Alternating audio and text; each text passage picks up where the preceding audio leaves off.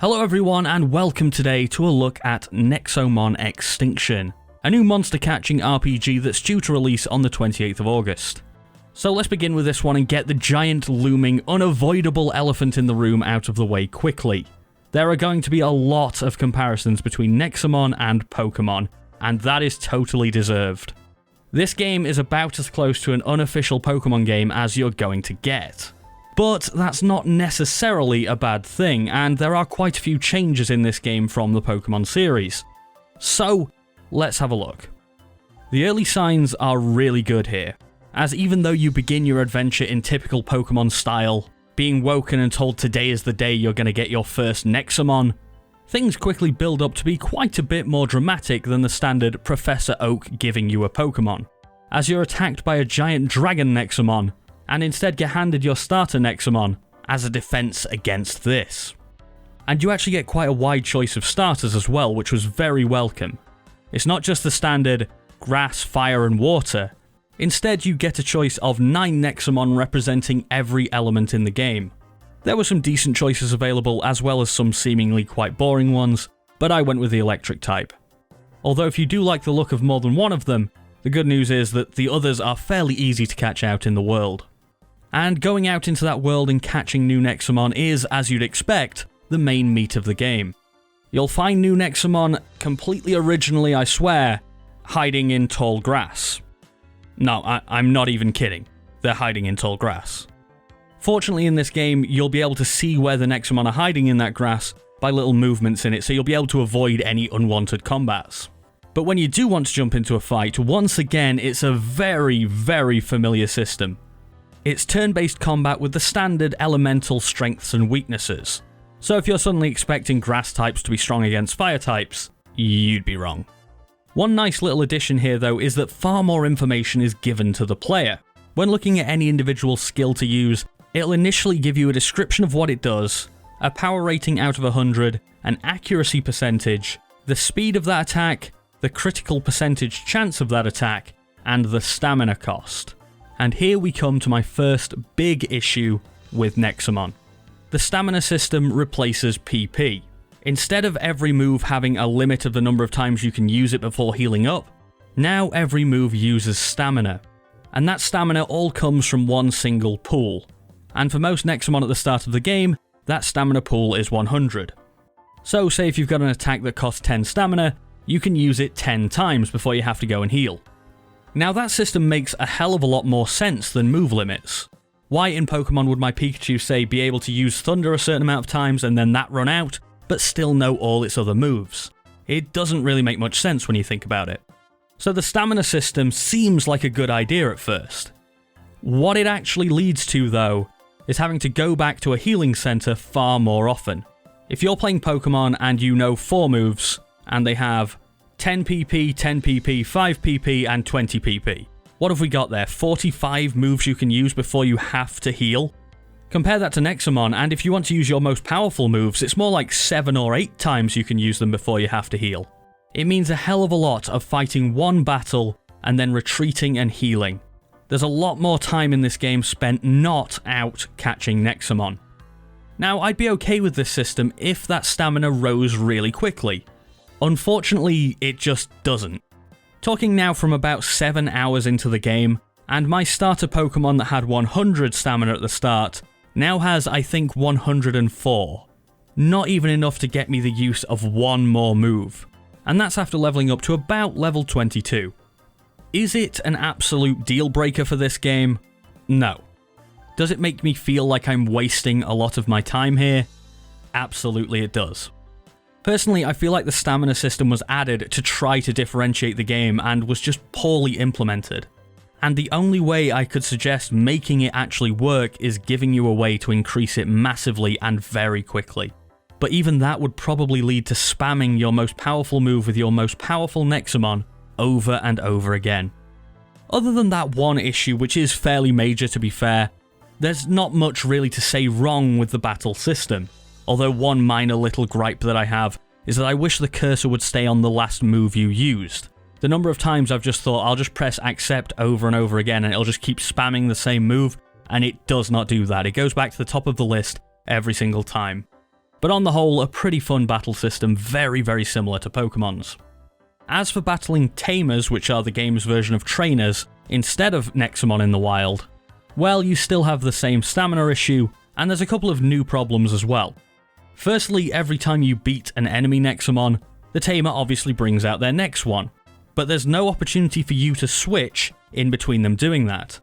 Now for me that's a big oversight, because it means I feel like I've been punished for beating the last Nexomon. Because what ends up happening is the opponent brings out, say, a fire type, and I think, oh, I'll put out a water type to try and beat that, and then by the time I've done it, they get a free hit on me. And because of that, it also seems to encourage you sticking with the same Nexomon and only leveling up one. Again, not a major issue, but something that I'd definitely like to see changed. And the developers of this one have said that they're actively taking feedback and will change the game along with it. Another change for the tamer battles is that whenever you beat them, they will eventually come back and try to fight you again. And it's really interesting seeing their team grow and them get stronger. It makes the world feel far more alive around you, like they've gone out and done something. And in theory, it gives the game quite a lot of replayability. With all the trainers getting harder and harder, there'll always be a challenge for you to go back to. Honestly, I really like this system, but there is one thing that needs changing. Once you've fought a tamer once, you should have to actively go and talk to them to start another battle, instead of them locking eyes with you at a distance and forcing you to fight them. The system at the moment means that even if you beat all the tamers in an area, you still can't walk around freely without worrying that you're going to get forced to fight someone. In a Pokemon game, I can go and take out all the trainer fights early in an area and then just walk around without a care in the world, and I absolutely cannot do that in Nexomon. Now, as I said, the tamer's Nexomon will scale up and get stronger as you do more in the game and as you keep beating them. And that seems to be the case for the wild fights as well. As your team continues to grow in strength, so do the wild Nexomon. Now, this is yet another idea that I like, but with a flaw. Again, the idea is to keep the game challenging and to keep you playing, but it makes training low-level Nexomon really difficult. If you've got a team that are, say, on average level 20, and then you go and draw out a very specific Nexomon from storage that you want to train up and say it's level 7, you're only going to come across higher level opponents and it's going to be very hard to win any of those fights. And that's only compounded by the fact that leveling up in this game is so damn slow. For starters, there's no XP share, so only the Nexomon you're actively fighting with will get any experience from a fight. I get that some people like that and that's the way it was in older Pokemon games, but for me that's just another thing that sucks up your time and is a bit of a waste and a bit of a grind that I don't need. I'd rather have my team scale up together. Far more heinously though, there's also no XP when you catch a Nexomon. So when you're going out early game and you're discovering new Nexomon all over the place and you try and catch every new one you see, you're gonna get no XP from any of those fights. Actually catching a new Nexomon is giving up all of that XP. Now granted, this becomes far less of a problem later in the game when you've already caught most of the Nexomon you want and you're not coming across new ones every 5 seconds. But early in the game it means you can go 5 or 6 fights without getting any XP whatsoever. And it took me a good hour or two to get my starter Nexomon its first level up, which is a little bit ridiculous. Now the game does have a system of equipping your Nexomon with things called cores, which can range from anything to attack buffs, health buffs, or, for me most importantly, XP buffs. If you have a look at my starter Nexomon here, it's currently holding 3 XP cores, because that's the only way I could find to really speed up the leveling process. Later in the game, I'm sure that maybe the attack buffs will be really useful for me, because I'll want to do that more damage, but for now, I just want to get these guys leveled up. That's the way I'm going to progress through the game quickly. Now these cores aren't extremely common out in the world, although you can craft them. But what I find myself doing is whenever I want to level up another Nexomon, I take all of those cores, all of those XP cores, off of my starter and put them on whatever new Nexomon I want to level up. It works, but it's a very clunky system. And again, feels like it's taking up more of your time than it needs to. When you do finally manage to level up your Nexomon enough though to evolve, it's a pretty lackluster affair. I mean, I feel it's better here to just show you rather than to tell you, so have a look at this evolution.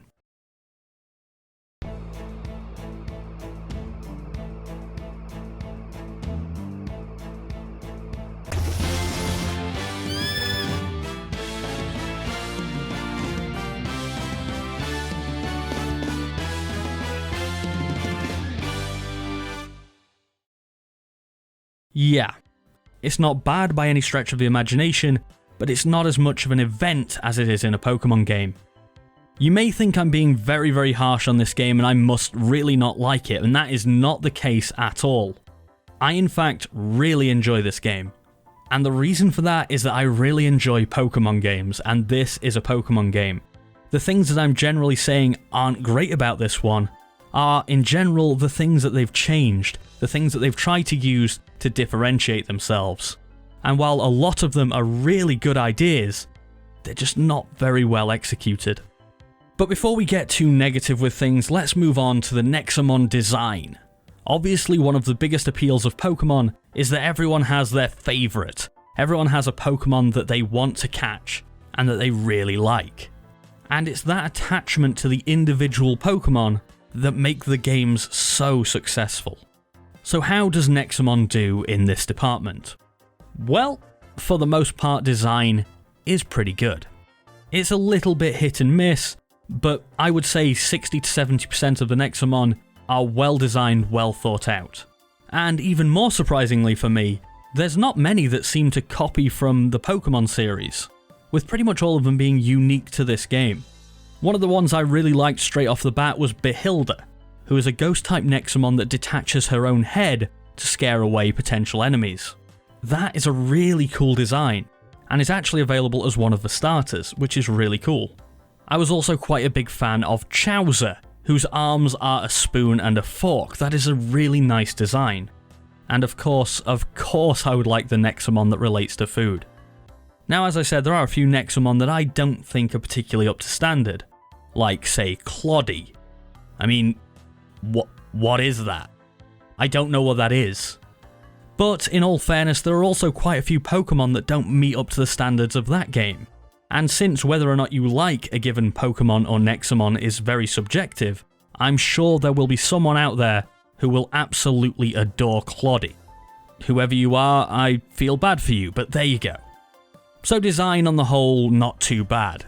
One thing that is a bit weird is naming. Most of the Nexomon don't have fantastic names. One in particular rubbed me up the wrong way, if you'll pardon the pun, because his name was Rubby. I just don't get that in any way. I don't see how that relates to the design. There could be something really obvious I'm missing here, but Rubby just doesn't seem to be a very inventive name. And although Rubby is one of the more extreme examples here, it's by no means the only poor name in the game. Should you see a specific Nexomon that you like though and you want to catch, well, the system is very similar to that in Pokemon. Again though, Nexomon actually does a fantastic job of giving you more information than Pokemon, offering direct percentages on how likely you are to catch any given Nexomon. And instead of Ultra Balls and Master Balls and all that kind of thing, instead in Nexomon you get elemental traps, which each individually make it more likely to catch a Nexomon of their given element. And that's reflected in the stats that show up on the screen. The only other change you'll really notice in the catching system is the quick time events, which seem to hit the theme in this game of they've tried to be different and it hasn't worked out better. The quick time events are not fun and they're really easy. I think up to this point in the game I've never failed a single one that I was actually trying to succeed at, because I did a little experiment where I wanted to see if I could still catch a Nexomon if I failed the quick time, and you can. But for the most part, I've completed every single one of the quick time events with at least 3 seconds to spare. It feels like they were trying to make the catching system an active part of the game, which is a really nice idea, but instead they added in something that was completely pointless to do and not enjoyable. It kind of feels like when Pokemon Let's Go tried to change up the catching system to something more in line with Pokemon Go, and although some people still enjoyed it, I think the majority of the fanbase would agree that that catching system was not as good as the standard. So then, on from the fundamentals of the game, the battles, the Nexomon and the catching, what about the story? Well, personally, I really don't come to a game like this for the story. I've completed almost every Pokemon game and I could not tell you off the top of my head what was going on in any of them. I think the closest I'll get is that the Kahuna wanted me to do something to do with the Tapu Koko in Pokemon Sun. I'm probably getting that horribly wrong. Anyway, the point is, the story isn't really what I come for here. But Nexomon Extinction does try to change things up a bit here. The world is somewhat darker, and there is a genuine threat in the game of the humans going extinct, hence the name. And that's because giant Nexomon are battling for control to become the king of the Nexomon. These giant Nexomon are called tyrants in the game, and you'll come across a few of them as you play through. It genuinely does keep me a little bit more interested than in the Pokémon games, but again, it's really a side thing for me. It's definitely a passable story, but it's not what you should be buying this game for. It does, however, have one very interesting character to me, and one that I really enjoy, in the form of Coco. This is your main companion that will follow you around the world and talk for you as you are a silent protagonist. Coco is constantly breaking the fourth wall. Whenever someone tells you that you're completely safe in an area, he'll say something like, clearly this person has never played an RPG before, and then he'll berate that person when something inevitably goes wrong and tell them that he told them so. Now personally, I thought this might start to grow old after not too long, because he is constantly breaking that fourth wall, but as he's the only character in the game that really does it, it remains funny and interesting for quite some time. As for the other characters in the game, well, they're mostly pretty bland, and you'll do well to even remember most of their names because they just don't stand out at all. In fact, one of the main characters early on is your mentor, who is literally called Mentor in the game. I feel like a lot more effort could have been made there. I mean, Professor Oak isn't the most inventive name ever, but at least it's something. You'll also come across several characters as you travel who will give you side quests, which is a nice addition to the game. Usually the rewards that you get for completing these side quests are actually pretty decent and very helpful to making your party stronger. But actually doing the side quests often isn't that interesting. There's a lot of fetch quests here, and a few go and find this person for me, without any real reference as to where they are. There was one stage in the game where I was asked to go and find a red-headed thief to retrieve a letter for a mailman, and it told me that they were in a specific town. Now I've been to that town, I've been on every screen that relates to that town, I've been in every house in that town, still can't find them. In total, I've probably spent more than half an hour trying to find that person, and no luck. Now none of that was particularly fun.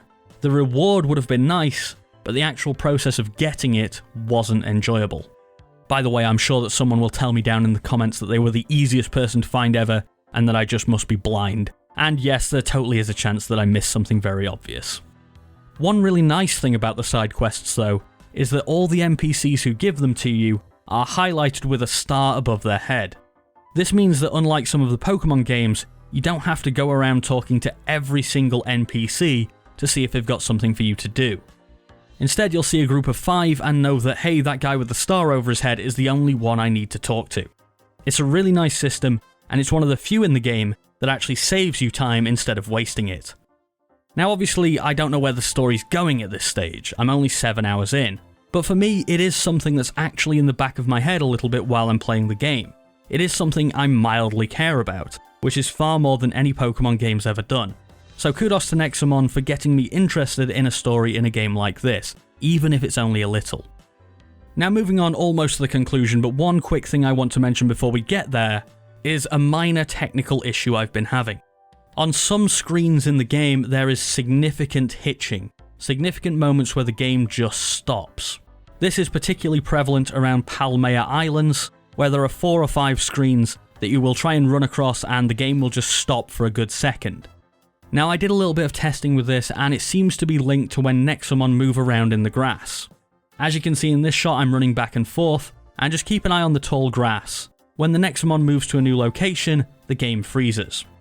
Now my review code for this game was on the PS4, so I have no idea if this is a problem across other systems, and it is by no means game breaking, but it is something you should be aware of, and it is something that I hope gets fixed.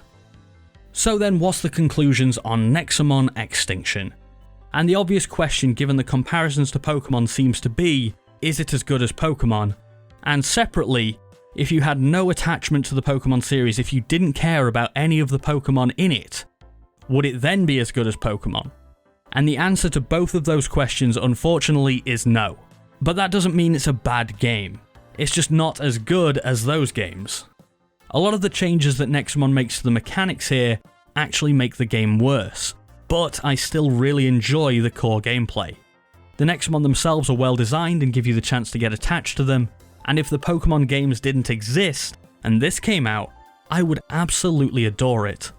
Now, a lot of people are going to call this a clone of the Pokémon games, and I won't disagree with you, but that really isn't an issue for consumers. It only gives more choice for anyone looking at these games.